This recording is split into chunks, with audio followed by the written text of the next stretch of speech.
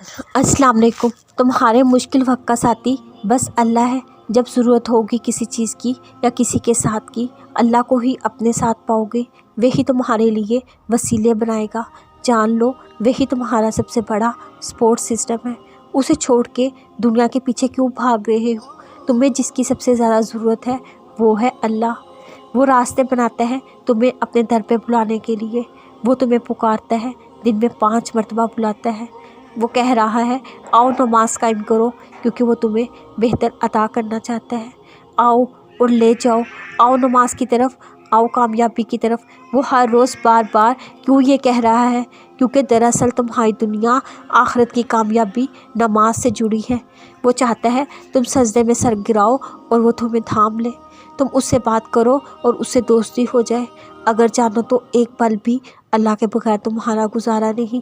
वही तो सब कुछ है, हम तो कुछ भी नहीं। लेकिन तुम्हें अपना मुकाम पता है? तुम तो खुशकिस्मत हो।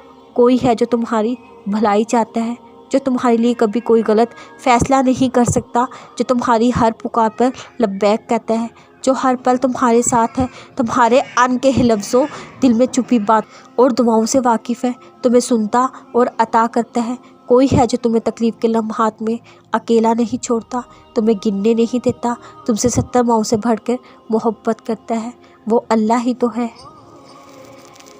कोई है अल्लाह के सिवा तुम्हारा यूँ साथ देने वाला, तुम्हें यूँ चाहने वाला? नहीं ना, तो फिर अल्लाह को क्यों छोड़ रखा है? उसको पहली तरजीह क्यों नहीं देते? उसकी तरफ रजू क्यों नहीं करते? तुम एक मरतबा उससे दिल से पुकारो तो सही। उसने जवाब ना दिया, साथ ना दिया तो कहना। वो हमसे इतनी मोहब्बत करता है, हम ज़्यादा नहीं तो उसकी मोहब्बत का इतना हक़ तो अदा कर ही सकते हैं कि 5 वक्त की नमाज़ अदा करें। कुरान पाक थोड़ा ही सही लेकिन रोज़ पढ़ें। उसके अहकामात मानने की कोशिश करें। हराम चीज़ों को छोड़ के हलाल को अपनाएं। उसको राज़ी करने की शुरुआत तो करें। नीयत खालिस रखें, रास्ते वो खुद बनाएगा। ऐसी कामयाबी देगा, दोनों जहानों में तुम्हें सरखुरू कर देगी इंशाअल्लाह।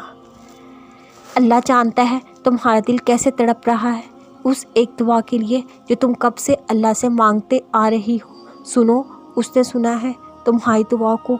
मुकर्रर वक्त आने दो जो तुम्हारे लिए खुशी की घड़ी लाएगा। वो तुम्हारी दुआओं पर खून फरमाएगा, इसलिए तुम परेशान ना हो। ये देरी तुम्हारे लिए खैर लाएगी।